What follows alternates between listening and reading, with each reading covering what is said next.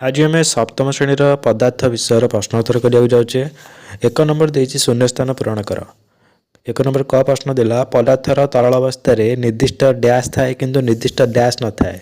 आम समस्त जाचे पदार्थर तरल अवस्था निर्दिष्ट आयतन थाए किंतु निर्दिष्ट आकृति न थाए। ख नंबर पदार्थर गैसीय अवस्था कणिका गुड़िक मध्य पारस्परिक आकर्षण बल डैश थाए। सबुठारु आकर्षण बल सेठी कम थाए गैसीय अवस्था। ग नंबर प्रश्न देछि जो विशुद्ध पदार्थर परमाणु गुड़िक सहधर्मी होता है ताहाको डैश कहुए। ताहाको मौलिक पदार्थ कहुए। जो विशुद्ध पदार्थर परमाणु गुड़िक सहधर्मी ताको आमे मौलिक पदार्थ बोली कहवा। घ वायु गोटे डैश पदार्थ। वायु होटी गोटे मिश्र पदार्थ किंतु अंगारकाम्ल गोटे डैश पदार्थ ना अंगारकाम्ल होची गोटे यौगिक पदार्थ। गोटे मौलिक पदार्थ डैश प्रकार अणु न थाए।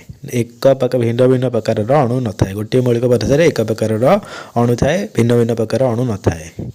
2 नंबर निम्नलिखित पदार्थ गुड़िक मध्य मौलिक यौगिक और मिश्रण को अलग करके लिखा। तो मौलिक गुड़ाक ना क्लोरीन पारदम हीरा।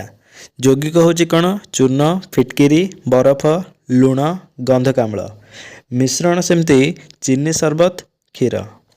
3 नंबर देती प्रतीक और संकेत व्यवहार कर निम्नलिखित पदार्थ गुड़िक लेख। मांगानिजर परमाणु संकेत होची Mn। क्लोरीन अणु संकेत होची Cl2। चूर्ण पानी संकेत होची CaOH2। जैव खारिण अणु रही N2। बर्तमान 4 नंबर प्रश्न देखा यौगिक और मिश्रण भितर दुईटी पार्थक्य लिखा। यौगिक कौन ना दुई बा तत्वधिक मौलिक पदार्थ एक निर्दिष्ट अनुपात रासायनिक प्रक्रिया द्वारा संयुक्त हो जो नूतन पदार्थ सृष्टि करती ताहाको यौगिक पदार्थ कहुए।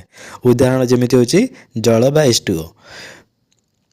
सेमिति एक हूँ मिश्रण कौन जो पदार्थ एकाधिक मौलिक बा यौगिक बा उभय मौलिक यौगिक मिसिकर थाए ताहाको मिश्रण बोली कहुए।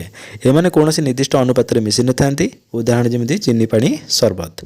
सेमिति डबल पॉइंट देती यौगिक उपादान गुड़िक निजस्व धर्म हराई थांती किंतु मिश्रण उपादान गुड़िक निजस्व गुण कौन करते अपरिवर्तित रखि था गुण सेमिति थाए। 5 नंबर प्रश्न देती जो मौलिक गुड़िकर अणुरे एक रु अधिक परमाणु थाए सेहीपरि मौलिकर 3 गोटी उदाहरण दियो। उद्यान अम्लजान जबघरजान जार कि दुईटी लेखाएं कौन अच्छी परमाणु मौलिकर अणुरे एक रु अधिक परमाणु अच्छी। तुम्हें 6 नंबर प्रश्न देती तुम्हें जानिच O2 आउ O3 गोटे अन्यटर समस्थानिक। तेणु ए दुईटी भिन्न पदार्थ O3 रो नाम लेख। यह आजिकल सबुठारु कहीं आलोचना होउची संक्षेप लेख।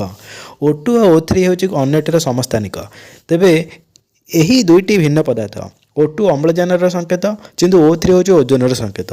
वायुमंडल रे स्ट्राटोस्फियर स्तर रे O3 बा ओजोन सृष्टि होता है। यह सूर्य आसुवा मारात्मक अल्ट्राभायोलेट रश्मि बा अतिबैगणी रश्मि को शोषि देता है। क्लोरोफ्लोरोकार्बन CFC यही ओजोन अणु को नष्ट कर देता है। यह ओजोन स्तर छिद्र कहुए। फल मारात्मक चर्मकर्कट रोगर प्रादुर्भाव पृथ्वी पृष्ठ में वृद्धि पाई था। 7 नंबर प्रश्न देती प्रोटियम ड्यूटेरियम और ट्राइटियम उद्यानर 3 गोटी समस्थानिक। जलर संकेत H2O यार व्यवहार बहुल। ड्यूटेरियम अम्लजान प्रस्तुत यौगिकर नाम संकेत लिखा और सेगुड़िकर यौगिकर व्यवहार संबंध में कौन जानिच लिखा। प्रोटियम ड्यूटेरियम और ट्राइटियम उद्यानर 3 गोटी समस्थानिक। जलर संकेत होची H2O। ड्यूटेरियम अम्लजान प्रस्तुत यौगिकर नाम होची भारी जल यार संकेत होची D2O। यह भारी जल बोली कहुए।